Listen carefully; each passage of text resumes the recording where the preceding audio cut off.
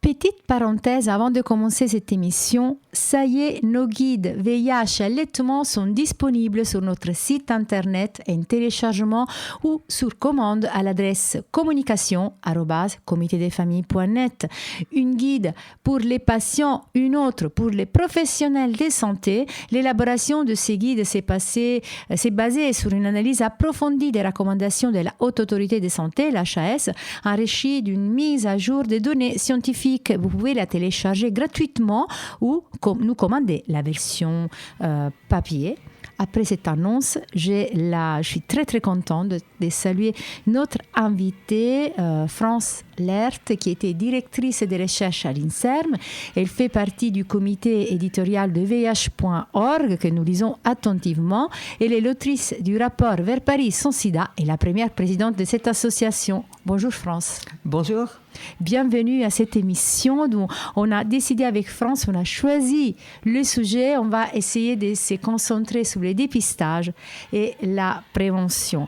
France, moi j'ai un peu regardé les dernières données de Santé publique France de l'année dernière, parce que là bientôt on va voir les nouveaux rapport où l'augmentation de l'activité du dépistage du VIH s'est accélérée quand même en 2023. Une augmentation en partie liée au dispositif VIH Test qui permet la réalisation d'un dépistage en laboratoire sans avance et frais et sans ordonnance. Le nombre de personnes ayant découvert leur séropositivité a augmenté depuis 2020. Mais la part des diagnostics tardifs reste proche de 40%.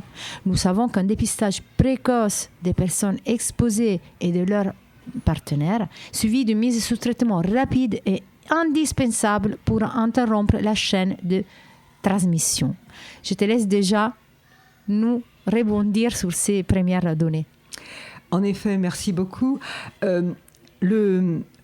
La durée qui s'écoule entre l'infection par le VIH acquise et le dépistage et l'entrée en soins est extrêmement importante, puisque on sait que pendant cette période, s'il n'y a pas de pratique de prévention, le risque de transmission augmente avec le temps lors des rapports sexuels, et donc réduire le délai entre l'infection et le diagnostic est clé pour faire fonctionner ce qu'on appelle la prévention combinée. Puisque une fois que les personnes ont été diagnostiquées, elles rentrent en soins, elles sont très très vite, en quelques jours et très rarement quelques semaines, toujours dans le mois pratiquement de leur diagnostic, elles commencent leur traitement et en une quarantaine de jours, elles vont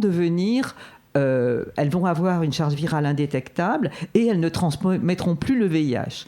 Donc la question du dépistage, elle est centrale.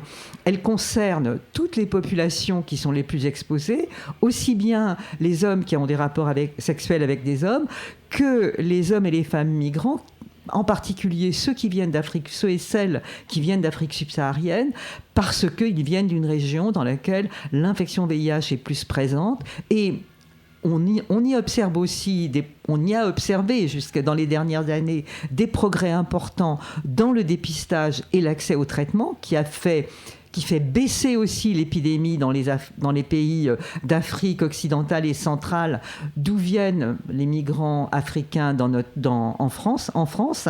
Et donc, il y a des progrès de ce côté-là. Il ne faut jamais l'oublier. Il ne faut jamais oublier que jusqu'à récemment, parce qu'on ne sait pas ce que va donner la politique imposée par les attitudes du président Trump, qui a baissé les financements pour le PEPFAR. On ne sait pas ce que ça va donner, mais en tout cas, il y avait déjà des progrès dans ce domaine, avec probablement moins de personnes infectées qui arrivaient dans les flux migratoires. Alors maintenant, comment on a accès au dépistage en France ? Passer rapidement, la prescription par le médecin et aller au laboratoire, le Cégide, le dépistage communautaire, l'autotest. Là, on va se concentrer sur ce que nous avons réussi à mettre en place grâce aux initiatives qui ont été prises dans le cadre de Vers Paris sans sida et de Nice Sida Zéro, pour lequel nous avons fait en 2019, entre 2019 et 2020, cette expérience du dépistage en laboratoire sans prescription et sans avance de frais pour toutes les personnes qui ont une carte vitale ou qui ont l'AME. C'est qu'on connaissait comme Au Labo sans ordo. Ça s'appelait Au Labo sans ordo, c'était le nom que nous lui avions donné. Puis ensuite, l'assurance maladie, grâce aux résultats que nous avons mis en avant dans une étude évaluative très détaillée, l'assurance maladie a choisi d'appeler ça VIH test. Et donc, maintenant, le VIH test est disponible sur l'ensemble du territoire hexagonal et les départements d'outre-mer. Et ça permet une accessibilité plus grande au dépistage. Pourquoi ? D'une part, parce qu'il y a près de 4000 laboratoires en France, qu'ils sont ouverts 5 jours ou 6 jours par semaine. Le samedi matin, il y a beaucoup de laboratoires qui ouvrent. Donc, on trouve très facilement sur son chemin vers le travail, vers les études, vers les courses, etc. On trouve un laboratoire et on peut y rentrer. L'idée que nous avions en lançant Au Labo sans ordo, c'était de passer de l'intention de faire un test à la réalisation du test. Je pense qu'il faut que je fasse un test parce que ça fait longtemps que j'en ai pas fait, ou je pense que la dernière fois, j'avais pas de protection dans les rapports sexuels. Je pense que je devrais le faire. Et là, je peux le faire. Et donc, on l'avait assorti d'une campagne de communication assez intense. Et on a vu, d'une part, à Paris et dans les Alpes-Maritimes, le dépistage augmenté avec des catégories qui, jusque-là, étaient moins représentées dans les tests prescrits et moins représentées dans la population, dans les personnes qui fréquentent les Cégides. Et on a aussi montré que c'était très coût-efficace et que c'était très facile pour les laboratoires. L'idée étant que, vraiment, de faciliter l'accessibilité sans compliquer l'administration et la gestion des laboratoires, puisque c'est très important, et de le faire passer sur le budget de l'assurance maladie, qui est quand même le financement normal des programmes de santé publique dans ce pays. Donc, ça a marché et on a vu dans les données qui ont été publiées en 2024 pour l'année 2023 que ça avait permis une augmentation importante du dépistage. On attend évidemment maintenant de voir les données qui vont suivre pour voir si ça a pu impacter l'épidémie. Et ça, c'est par rapport au VIH. Voilà. Mais on peut aussi élargir aux infections sexuellement transmissibles. Sur cette base, justement, de cette réussite du programme VIH Test, l'assurance maladie a mis en place Mon Test IST, qui permet à toute personne d'aller faire un test en laboratoire sans prescription. Pour les moins de 26 ans, l'assurance maladie prend en charge à 100%, et pour les plus de 26 ans, c'est remboursé comme n'importe quelle démarche de laboratoire, 60 ou 65% de remboursement par la sécurité sociale et le reste par les mutuelles ou les assurances privées. Alors bien sûr, aussi bien pour VIH Test que Mon Test IST, malheureusement, on n'a pas encore réussi à trouver le moyen que les personnes sans assurance maladie du tout, et notamment pas l'AME, puissent y avoir accès gratuitement. C'est assez compliqué. Heureusement, il y a les Cégides. Alors maintenant, je voudrais revenir sur comment se passe Mon Test IST pour que chacun sache comment ça se passe. Donc, on rentre dans n'importe quel laboratoire de France et des départements d'outre-mer. En arrivant, donc on s'inscrit comme d'habitude en montrant sa carte vitale ou ses documents AME et on va remplir un petit questionnaire pour choisir le type de prélèvement qui va être fait et le type de test qui va être fait. Alors c'est un questionnaire qui a été déterminé par l'assurance maladie et qui porte de façon à pouvoir faire des tests pour chlamydia, gono, hépatite B, syphilis, et le test VIH est fait de façon systématique. Donc, ce petit questionnaire rempli, on va déterminer les prélèvements qui sont nécessaires. Si la personne a des rapports anaux, un prélèvement anal. Si c'est une femme, un prélèvement vaginal. Pour un homme, un jet d'urine. Et bien sûr, une prise de sang pour hépatite B, syphilis et VIH. Et donc, ensuite, les résultats sont transmis comme les laboratoires transmettent habituellement les résultats, soit via une plateforme numérique, soit en venant chercher ces résultats au laboratoire. Alors, normalement, pour les personnes trouvées positives, en tout cas, en particulier pour le VIH, la navigation qu'on avait mise en place dans le cadre de Au Labo sans Ordo est mise en place. Ça veut dire quoi, la navigation ? Ça veut dire que le responsable du lab, le biologiste, appelle cette plateforme qui est réalisée par les techniciens d'études cliniques des CORES en principe, ce sont les CORES qui assurent cette mission de navigation, qui vont prendre un rendez-vous le plus rapidement possible avec le service hospitalier pour le VIH en particulier, mais ça devrait être la même chose pour l'hépatite B. C'est pas très clair si c'est le cas encore si c'est le cas actuellement dans toutes les régions pour l'hépatite B, qui va prendre un rendez-vous dans les 72 heures avec un service hospitalier pour que la prise en charge commence immédiatement. Donc le dispositif, c'est pour mon test IST.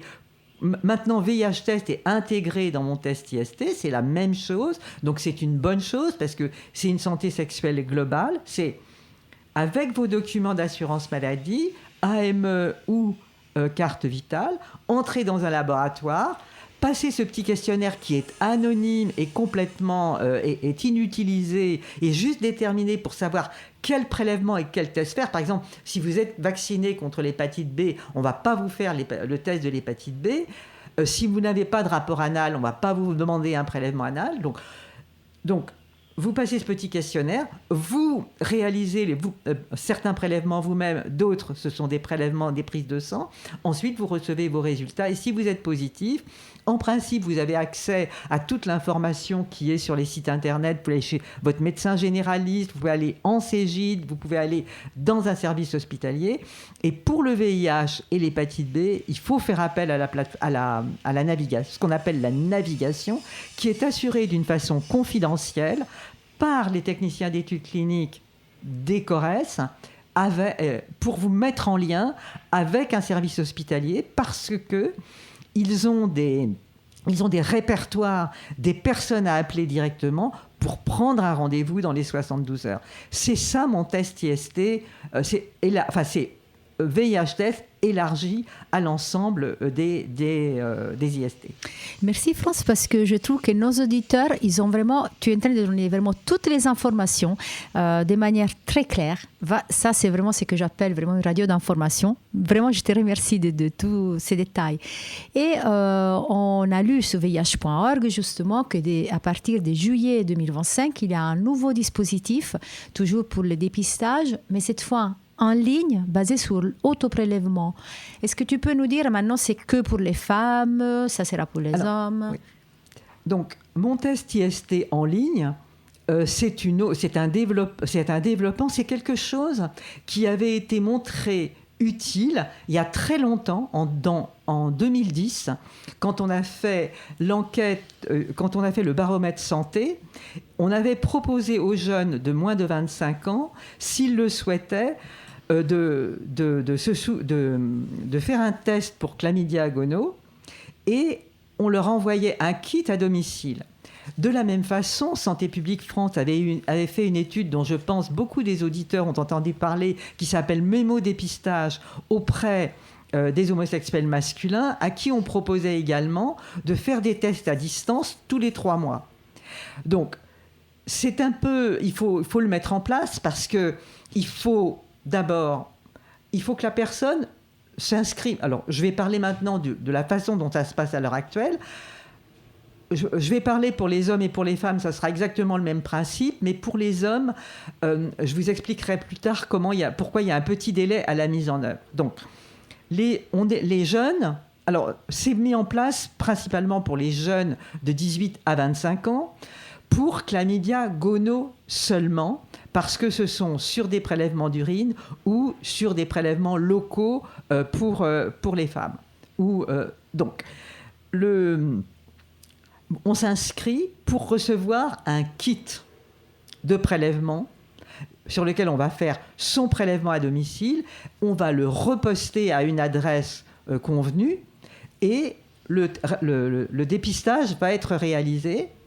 Vous allez ensuite recevoir les résultats sur une plateforme.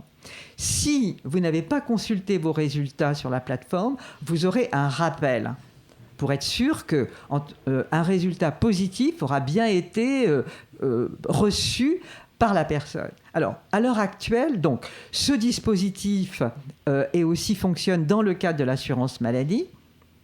C'est l'assurance maladie qui a mis en place ce dispositif sur un modèle qui avait été testé et qui existe d'ailleurs dans d'autres pays. En Angleterre, par exemple, la moitié des tests IST et VIH sont faits à distance.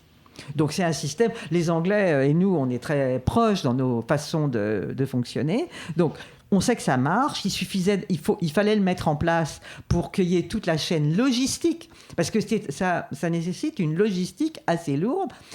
Il faut répondre rapidement à la personne qui s'est inscrite sur la plateforme, il faut qu'elle reçoive le kit, il faut qu'elle le renvoie rapidement, il faut le traiter rapidement, il faut lui envoyer les résultats. Donc il y a tout un dispositif à la fois logistique et éthique également pour assurer la confidentialité de ces résultats, ce qui explique que ça a mis du temps.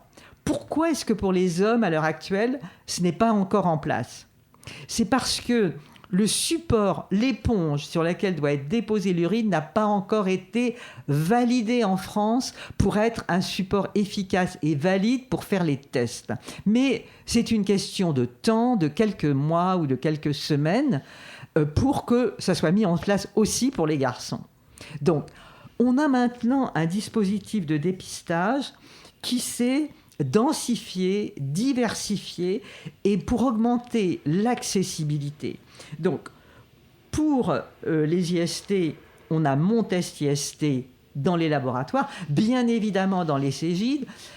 Les Cégides, nous en avons moins. Il y a à peu près 300 Cégides en France, qui sont des centres de santé sexuelle, où là, on rencontre des véritables spécialistes de la santé sexuelle en vis-à-vis, on peut discuter, poser ses questions, demander des explications, être orienté aussi pour les violences sexuelles, par exemple. Donc, on a ces lieux d'expertise, en quelque sorte, que sont les Cégides, où on peut dialoguer véritablement avec des professionnels de santé qui connaissent toute la diversité de la sexualité, à la fois les rapports entre hommes, les rapports entre hommes, les rapports entre femmes aussi, les personnes trans.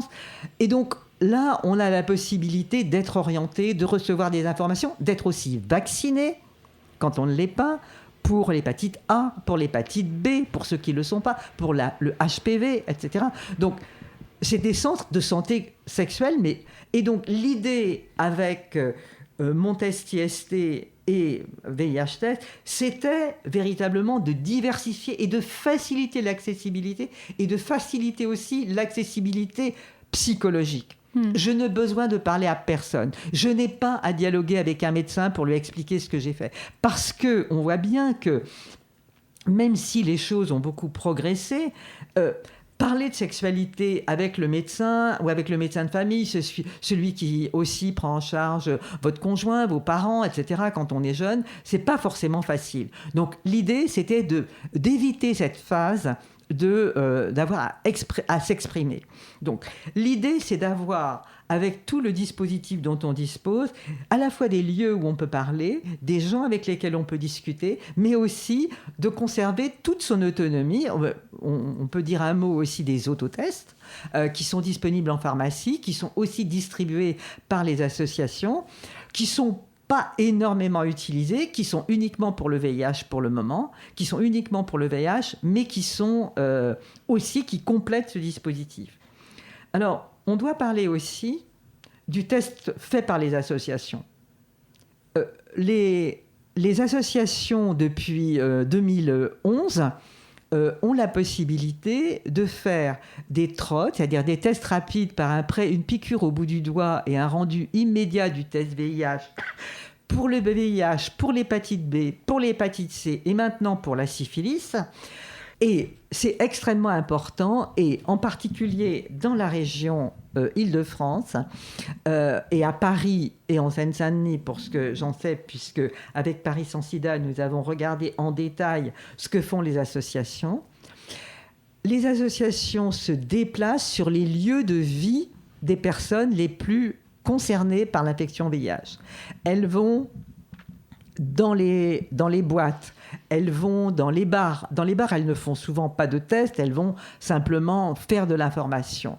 Elles vont dans les foyers, et aussi elles sont installées dans l'espace public, là où les personnes viennent pour se distraire, faire leurs courses, ou simplement des passants, comme en particulier à Paris et en Seine-Saint-Denis,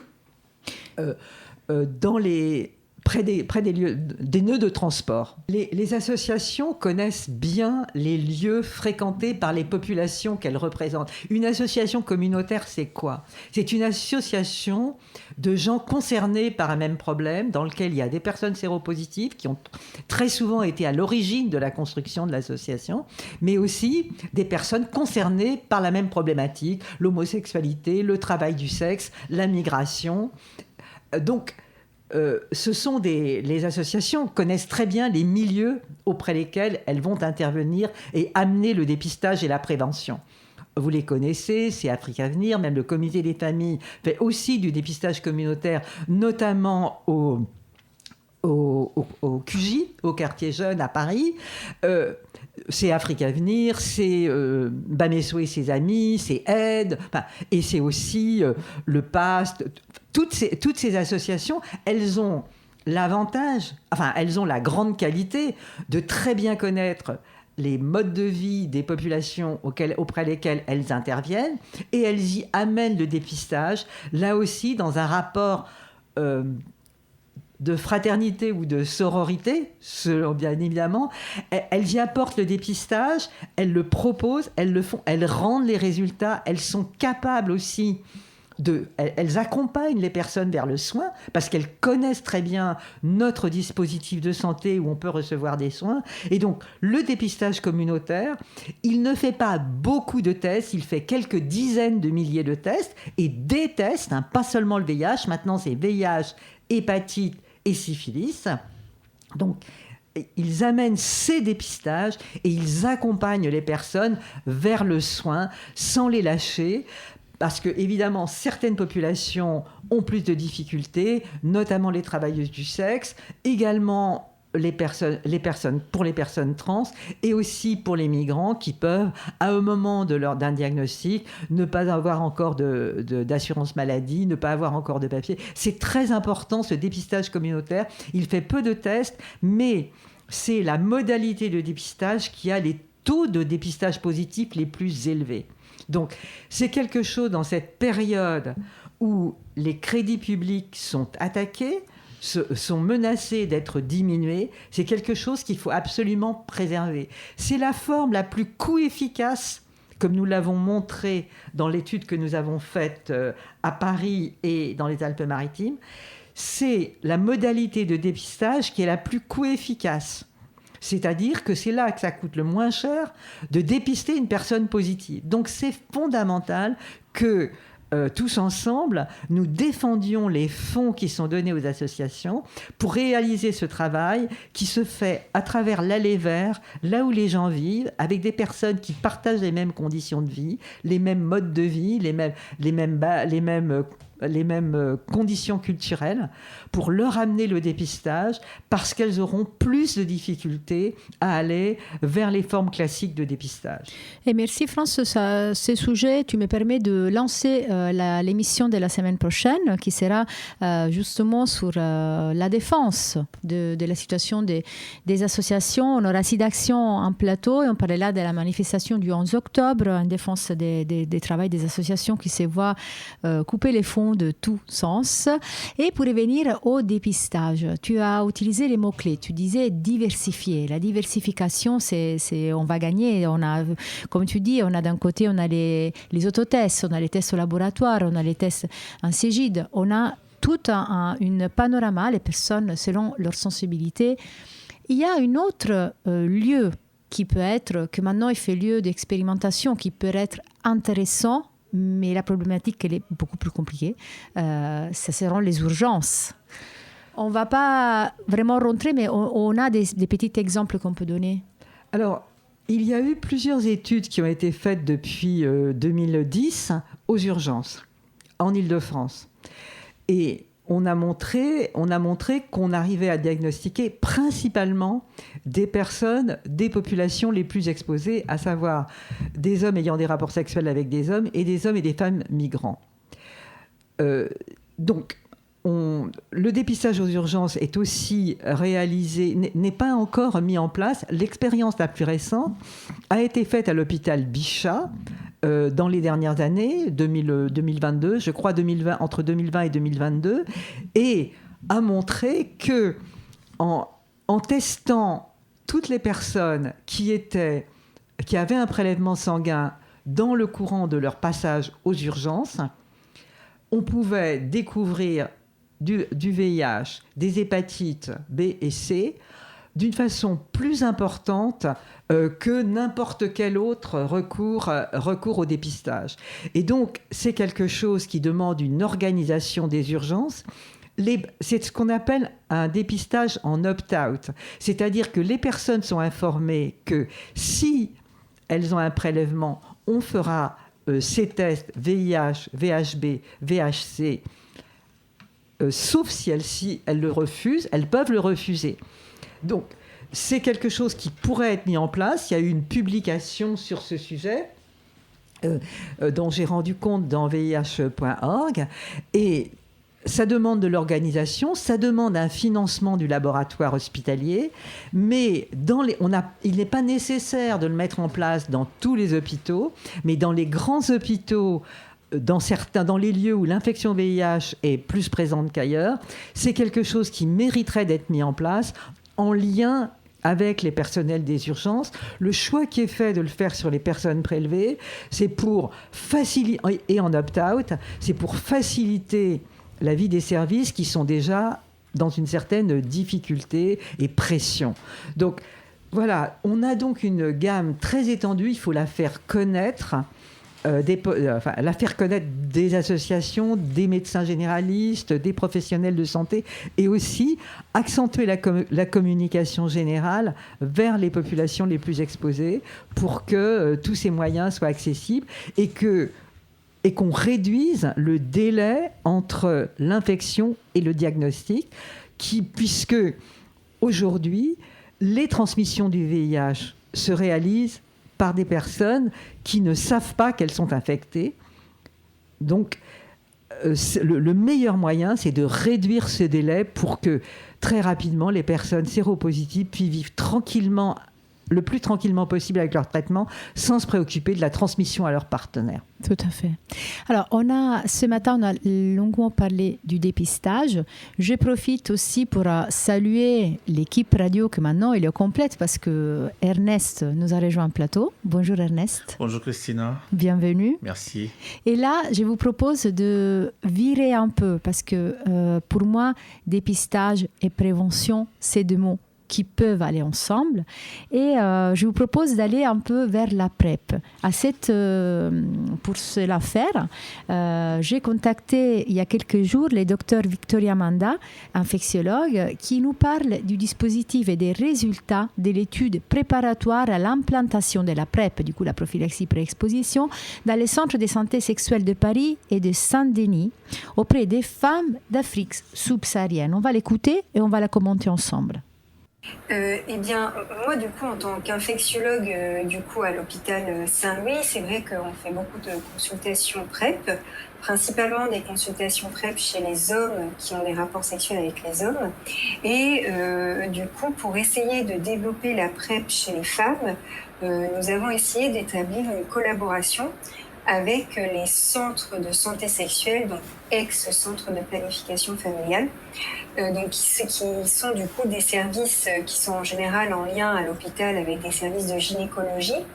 Et nous, en tant qu'infectiologues, c'est vrai qu'on avait l'habitude de suivre des personnes, des femmes qui vivent avec le VIH, notamment pendant leur grossesse. Et donc, on a déjà une collaboration très forte avec le service de gynécologie. Et donc, sur cette collaboration-là, on s'est dit, on va essayer de faire un partenariat avec des consultations de PrEP chez les femmes dans les centres de santé sexuelle avec l'aide des sages-femmes. Puisque déjà, on s'était rendu compte effectivement que c'était difficile de faire venir les femmes dans des centres d'infectiologie à l'hôpital, où il y a quand même toujours une grosse stigmatisation à la fois de l'hôpital, mais aussi du service des maladies infectieuses. Et donc, on trouvait que c'était une bonne idée, plutôt que ce soit nous qui nous déplacions, infectiologues, et qu'on fasse ces consultations au centre de santé sexuelle chez des femmes qui consultaient, soit pour avoir recours à des interruptions de grossesse, ou bien pour avoir des conseils sur la contraception. Voilà. Donc l'idée est partie de là, c'était en 2019, avec une collègue sage-femme à moi, Julie Castaneda, qui est toujours aujourd'hui dans le projet.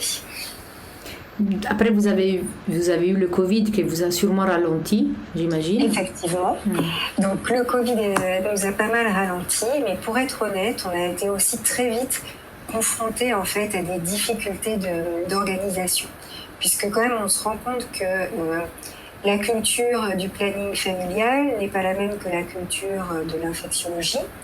Et du coup, c'est vrai qu'il y a des difficultés quand même RH importantes encore dans les plannings. Il y a des difficultés de suivi des femmes qui en fait viennent souvent au planning pour un problème un peu aigu, mais qui après ne se projettent pas dans un suivi. Donc en réalité, très rapidement, on arrivait à initier la PrEP, mais après, à pouvoir permettre une adhésion à la PrEP chez ces femmes, c'était quelque chose de très compliqué. Et donc de là nous est venue l'idée de faire un peu une enquête sur quels pouvaient être les leviers et les facilitateurs à la prescription de la PrEP chez les femmes dans les centres de santé sexuelle. C'est là du coup que nous est venue l'idée de l'étude Préparez-vous, qui est une étude mixte, c'est-à-dire que c'est à la fois une étude qualitative et quantitative. Donc nous avons à la fois interrogé les femmes originaires d'Afrique subsaharienne, puisque vous n'êtes pas sans savoir que c'est vrai que c'est la population qui représente le nombre de contaminations par le VIH le plus élevé chaque année chez les femmes originaires d'Afrique subsaharienne. Et donc il était important pour nous de vraiment aller interroger cette population. Et on a également fait une étude qualitative avec des groupes de parole chez ces femmes, où là on pouvait prendre le temps d'aborder différentes questions. Et après, le deuxième volet de l'étude, c'était aussi essayer d'identifier les leviers et les facilitateurs chez les professionnels de santé qui étaient dans les centres de santé sexuelle. Et donc là, pareil, c'était à la fois des questionnaires et également des focus group. Et du coup, au bout de 2 ans, vous avez des résultats qui vous portent à lancer encore un autre projet qui vient de partir. Tout à fait. Du coup, c'est vrai qu'on était assez contents finalement parce que les résultats qu'on a trouvés montrent bien ce qu'on avait, je dirais, pressenti. C'est que les femmes qui consultent dans les centres de santé sexuelle se sentent vraiment en confiance avec les professionnels de santé qu'elles rencontrent. Donc, dans le questionnaire que nous avons mené dans 2 centres de santé sexuelle, un à la Riboisière et l'autre c'était Montfermeil, puisqu'il était important pour nous à la fois d'interroger les femmes qui consultaient à Paris et aussi en Seine-Saint-Denis, qui est un département où le nombre de découvertes de VIH est également très important. Et donc on s'est rendu compte dans les chiffres un peu intéressants qui sont ressortis de ce questionnaire, c'est que après avoir été informées sur qu'est-ce qui était la PrEP, les femmes envisageaient de la débuter dans près de 62% des cas. Et dans 92% des cas, elles considéraient que le centre de santé sexuelle, c'était le lieu le plus approprié pour discuter et proposer la PrEP. Donc ça nous a quand même vraiment conforté dans notre volonté de développer d'autres projets. Et quant aux professionnels de santé, et bien là, on s'est rendu compte globalement qu'on avait des professionnels de santé dans les centres de santé sexuelle qui étaient très engagés, qui connaissaient la PrEP, qui avaient déjà eu des formations sur la PrEP mais qui en réalité étaient plus confrontés à un manque de temps, à un manque de personnel et également à des difficultés sur comment informer les femmes, comment leur parler de la PrEP, comment prendre le temps de discuter avec elles de la PrEP, de leur donner les bons éléments pour leur permettre d'adhérer à la PrEP. L'autre chose qui est ressortie aussi et qui était très intéressante, notamment dans les données qualitatives, donc les données qualitatives, c'était à travers des groupes de parole, eh bien, c'était que parfois les professionnels de santé avaient l'impression que proposer la PrEP à une femme, c'était lui faire de nouveau une injonction. C'est-à-dire que déjà, une femme, elle doit gérer la contraception, elle doit parfois gérer les enfants. Si elle a des enfants, elle doit gérer les enfants, l'éducation des enfants. Effectivement, elles sont souvent dans des situations de précarité sociale importantes. Et donc, c'est vrai que ce qui est ressorti, c'est est-ce que finalement, on n'oblige pas les femmes à de nouveau avoir recours à quelque chose et voilà, il y a eu vraiment cette idée de nouvelle injonction. Et donc ça, c'est vrai que nous, en tout cas, c'est le parti pris que nous avons. On a plutôt l'impression que non, ce n'est pas une nouvelle injonction, c'est plus une méthode d'empouvoirment, c'est-à-dire de vraiment pouvoir s'approprier une technique qui permet d'être plus forte, puisque ça nous permet de ne pas contracter le VIH, ça nous permet d'être protégés contre le VIH. Et donc ça, c'est vrai que du coup, c'est vraiment une idée sur laquelle nous souhaitons travailler dans les projets futurs. Et le projet, du coup, il est déjà entamé, ce nouveau projet L-PrEP? Oui, alors le projet L-PrEP, du coup, c'est un projet là plus d'implémentation. Donc c'est un projet que nous réalisons avec l'aide de l'Université de Chicago, puisque mon collègue Geoffroy Liégeon y a fait son post-doctorat et donc s'est formé en fait à ces stratégies d'implémentation qui sont vraiment des stratégies à part entière dans la recherche clinique et qui en fait visent à vraiment évaluer de manière randomisée plusieurs stratégies d'implémentation de la PrEP dans les centres de santé sexuelle. Donc ça, c'est un projet pour lequel nous venons d'obtenir un financement par l'ANRS, donc l'Agence nationale de recherche contre le sida et les infections émergentes, et que nous allons du coup débuter, on l'espère, début 2026. Du coup, si je retiens les choses importantes qui sont émergées de votre enquête, recherche auparavant et que maintenant ils vont continuer à se développer, déjà vous avez identifié les lieux, les centres de santé sexuelle à privilégier par rapport à d'autres structures, les hôpitaux, etc. Travailler sur l'adhésion, comment garder l'adhésion des femmes à la PrEP dans la longue période. Et aussi travailler vraiment sur la perception, ce n'est pas une injonction, mais ça fait partie vraiment de l'empowerment de ces femmes. Ces trois éléments, est-ce qu'il y a autre chose d'important? Alors, c'est vrai qu'il va y avoir vraiment tout un volet où il va être nécessaire à la fois d'inculturer les professionnels de santé et aussi d'informer les femmes. Et donc, l'autre chose dont je ne peux pas parler, c'est également le fait que bientôt, nous l'espérons, nous devrions avoir sur le marché de nouvelles formes de PrEP, notamment la PrEP par voie injectable. Ça, ce que nous savons dans les gros essais qui ont déjà été présentés, publiés dans des grands congrès internationaux, c'est que la PrEP injectable, elle marche très bien, et elle marche très bien chez les femmes, puisque du coup, elle nous permet de ne plus avoir ce côté stigmatisant de la prise des comprimés, ne plus avoir non plus le côté je dois y penser tous les jours, je dois prendre mon comprimé tous les jours et ne pas l'oublier pour être bien protégée. La PrEP par voie injectable, elle peut être soit injectée tous les 2 mois et même bientôt tous les 6 mois. Et donc ça, on voit que c'est vraiment quelque chose qui, je pense, beaucoup de monde pense, va pouvoir changer pour que vraiment les femmes s'emparent de la PrEP. Et c'est vrai qu'il nous semble nécessaire d'accompagner les professionnels de santé qui voient les femmes à cette formation sur la PrEP. Donc ça, c'est un autre volet et qui, on l'espère, pourra être développé dans L-PrEP. quand nous aurons les injectables en France, ou peut-être plutôt si nous arrivons à l'avoir dans le cadre de la recherche. À ton avis, pour ton travail jusque-là, c'est lequel est l'obstacle majeur par rapport au travail avec les professionnels de santé? Je pense que l'obstacle principal, c'est le manque de temps.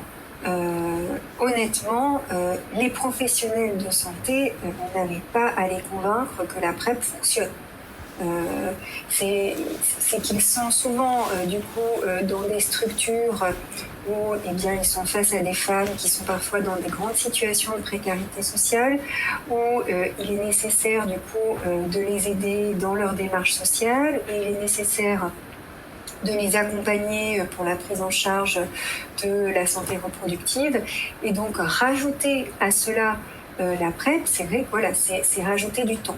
Donc nous, dans L-PrEP, il y a vraiment une des parties qui va être en fait de mettre en place ce qu'on appelle un clinical champion, c'est-à-dire vraiment une personne dans le centre de santé sexuelle qui sera la personne référente PrEP, qui aura été formée à la PrEP, qui du coup pourra aider les femmes ou les professionnels de santé à se former à la PrEP et gérer le suivi de la consultation PrEP. Voilà, c'est vrai qu'il y a un manque de temps qui semblait être vraiment important. Un manque de formation peut-être aussi, mais finalement, ça c'était un peu ce qui était dit par les professionnels de santé, mais quand on les avait questionnés sur leur connaissance à la fois du VIH et à la fois de la PrEP, eh bien, ils avaient des très très bonnes connaissances, et ça je pense que voilà, on est avec des professionnels très engagés, encore une fois, qui sont intéressés par ces sujets-là. Et par rapport aux usagers, si d'un côté, tu l'as dit, la PrEP sous forme injectable, c'est un espoir, ça peut aider à lutter justement contre la stigmatisation, de l'autre, il faudra faire tout un travail sur l'injection en soi, parce qu'on a vu que déjà, on trouve d'observation dans notre public qu'il y a quand même encore une réticence plutôt forte par rapport à tout ce que c'est piqûre. Bien sûr, c'est vrai. Alors, c'est vrai que là, c'est le sujet des injectables. Ils ont plus été abordés dans le cadre de groupes de parole. Et donc, les retours étaient très intéressants parce qu'en réalité, quand on expliquait bien la forme de l'injection, soit par voie intramusculaire, soit par voie sous-cutanée, eh bien, s'il y avait tout le temps d'explication, toute la réassurance autour de ça, beaucoup de femmes étaient tout de même intéressées. Alors, pas toutes, hein, c'est vrai qu'il y en a qui me disaient, moi, l'injection, très peu pour moi, ça fait mal, j'ai pas envie, mais c'est vrai que probablement un peu comme la contraception, où on a la chance d'avoir plusieurs méthodes de contraception, que ce soit la pilule, l'implant, le DIU, la PrEP, il faut qu'on ait également plusieurs méthodes pour pouvoir s'adapter à chaque femme. Et il y a aussi des périodes de vie. Une femme, pendant une période de vie, aura plus envie d'avoir la PrEP en comprimé, et puis à d'autres moments aux injectables. Je pense qu'il y a une chose qui était vraiment très intéressante quand on a questionné les femmes, c'est de se rendre compte qu'en réalité, les femmes savaient très très bien identifier leurs risques, et elles savent ce qui est bon pour elles. C'est-à-dire que quand on a essayé de développer un score d'éligibilité à la PrEP chez les femmes qui participaient à notre étude, en fonction des dernières prises de risque sur les 6 derniers mois. Et donc, chez les 151 femmes qu'on a interrogées, 51% des participantes étaient éligibles à la PrEP en fonction de ce score. Et finalement, chez celles qui étaient éligibles à la PrEP, elles disaient bien être 2 fois plus susceptibles de vouloir débuter la PrEP. Et chaque année passée en France en plus, en revanche, était associée à une diminution de la volonté d'utiliser la PrEP. Donc, en réalité, quand la femme arrive en France, elle se dit peut-être que je suis plus à risque, et oui, peut-être qu'à ce moment-là de ma vie, oui, j'ai besoin de la PrEP, oui, j'ai besoin de ça. Et donc, quand on les interroge et qu'on leur donne la bonne information, elles savent très bien à quel moment elles ont besoin de la PrEP ou pas, et quelles sont les situations où elles vont en avoir besoin. Donc ça, je pense qu'il faut faire confiance aux femmes, les écouter et que les professionnels de santé aient du temps pour le faire. Avant de te laisser, juste une dernière question. Parmi les focus group, toutes les paroles des femmes que vous avez pu récolter pendant tout ce temps, il y a des choses qui t'ont particulièrement marqué, qui t'ont guidé aussi à élaborer aussi les projets qui est venu après. Oui, alors on a également beaucoup interrogé les femmes sur quelle forme d'information elles souhaitaient recevoir pour leur parler de la PrEP. Donc nous, en fait, on commençait les groupes de parole en leur disant, voilà, la PrEP, c'est ça vous protège contre ça. Et en fait, elles nous disaient, ah mais c'est génial, c'est trop bien, si j'avais su, je l'aurais prise. Et donc, nous, on a essayé de leur demander, et bien maintenant, nous, comment on va faire pour communiquer le plus largement possible. Et je crois que ce qui est ressorti de manière unanime, c'est aussi bien les réseaux sociaux. Et je pense que nous, en médecine, c'est quelque chose dont on ne s'empare pas assez sur la communication de la PrEP, autour de la PrEP, autour de la santé sexuelle. Et donc, toutes nous ont dit, on a besoin de plus d'informations à travers les réseaux sociaux. On a besoin de contenu qui nous parle, avec des personnes qui nous ressemblent, des personnes qui parlent ouvertement de PrEP, de santé sexuelle, et qu'on se sente intégré là-dedans, mais pas que nous, femmes originaires d'Afrique subsaharienne, les femmes en général. Ça, c'est vraiment quelque chose dont nous, bien sûr, cette recherche, elle porte chez les femmes originaires d'Afrique subsaharienne, mais notre but, c'est bien sûr que tout ce que nous fassions dans une PrEP et tout le contenu que nous souhaitons produire puisse être diffusé après plus largement chez les femmes, chez toutes les femmes. Et voilà, c'était Victoria Manda, infectiologue. Elle a dit beaucoup de choses. J'imagine qu'il a pas mal de choses sur lesquelles vous voulez rebondir.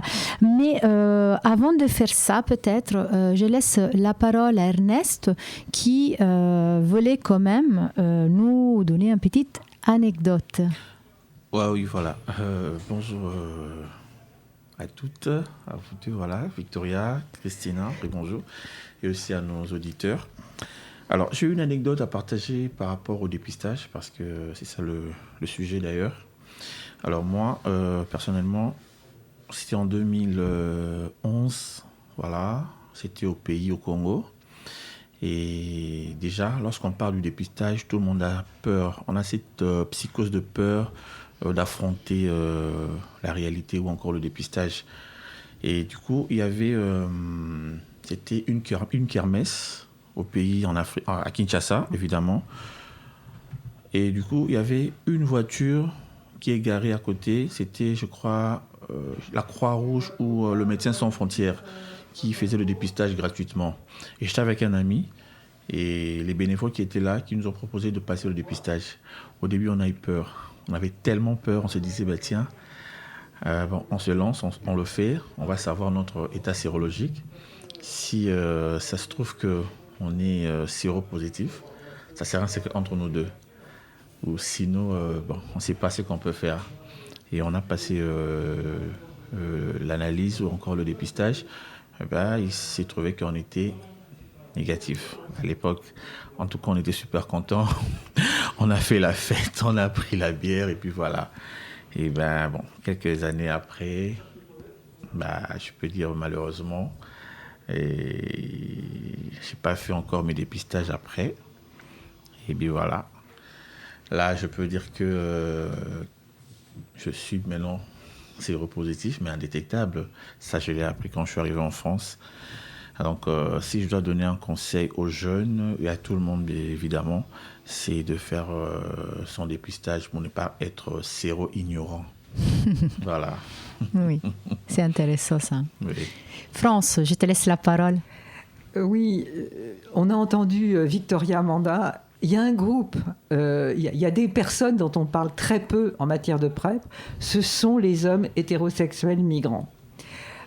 Ils sont laissés de côté comme s'ils étaient irresponsables, ignorants, infidèles, brutaux, etc. Or, ces hommes et ces hommes qui vivent en France maintenant, ils peuvent être des étudiants, ils peuvent être des actifs, ils peuvent être des actifs sans papier, parce que des actifs sans papier, il y en a beaucoup, qui rendent des services énormes à la société française et qui vivent dans des conditions très difficiles. C'est très important aujourd'hui de ne pas continuer à laisser à part cette population hétérosexuelle masculine, en particulier qui vient d'Afrique subsaharienne et qui est présente en France, parce qu'on sait les difficultés dans lesquelles ils vivent, en particulier les difficultés de ressources. Or, souvent, ils travaillent dur, dans des emplois précaires, très difficiles en termes de conditions de vie, très mal rémunérés, et ils vivent, la question du logement est évidemment très importante, parce que pour avoir des relations sexuelles, il faut quand même un lieu dans lequel on est dans l'intimité, en privé, etc. Donc on sait, d'après les études qu'on a faites, et notamment l'étude Parcours, qui est maintenant un petit peu ancienne, mais malheureusement on peut penser que les conditions de vie se sont un petit peu détériorées, que quand les personnes, les hommes et les femmes, et surtout les hommes, n'ont pas de logement, c'est très difficile d'avoir des relations sexuelles. Donc on a des relations sexuelles occasionnelles, parce qu'on ne peut pas s'installer véritablement dans la vie, des relations sexuelles occasionnelles, des relations aussi avec des travailleuses du sexe, et c'est tout à fait important de valoriser la sexualité des jeunes hommes qui vivent en France, qui vivent avec nous ici, parce que c'est un facteur d'épanouissement personnel, de santé mentale.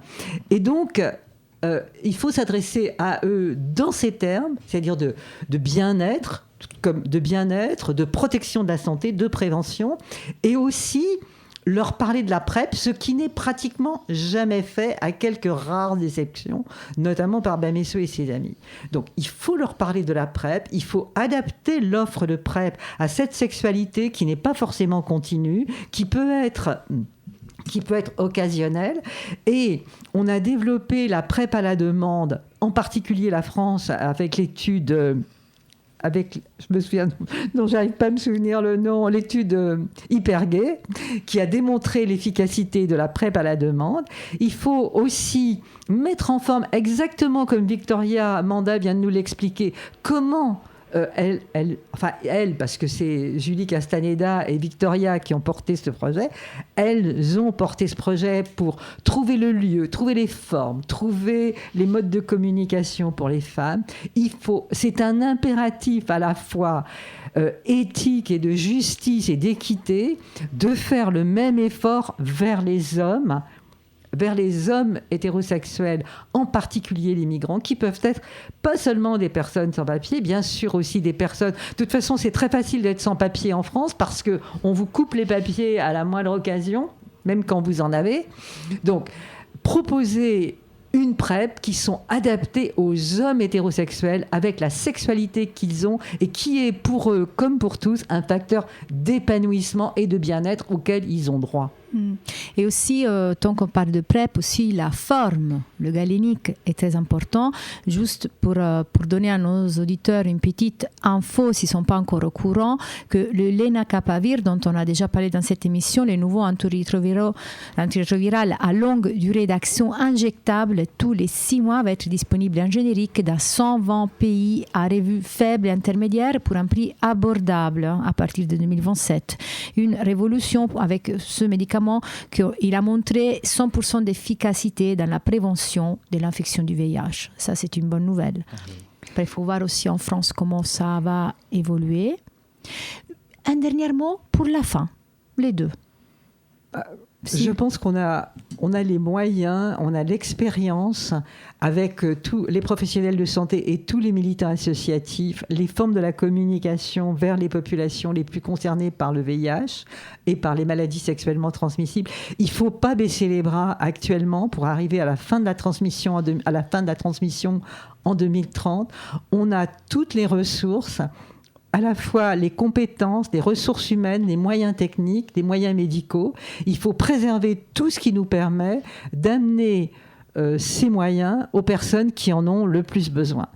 Et ça s'adresse en particulier au pouvoir public. Merci, France. Et voilà. Alors moi, je vais revenir encore sur ce que j'avais dit tantôt, que c'est important de faire son dépistage, connaître son état sérologique, bien que ça fait peur évidemment, parce que une fois on sait qu'on est séropositif, on sera suivi par un traitement qui va nous permettre de vivre encore longtemps comme tout le monde et ne pas transmettre l'infection à d'autres personnes.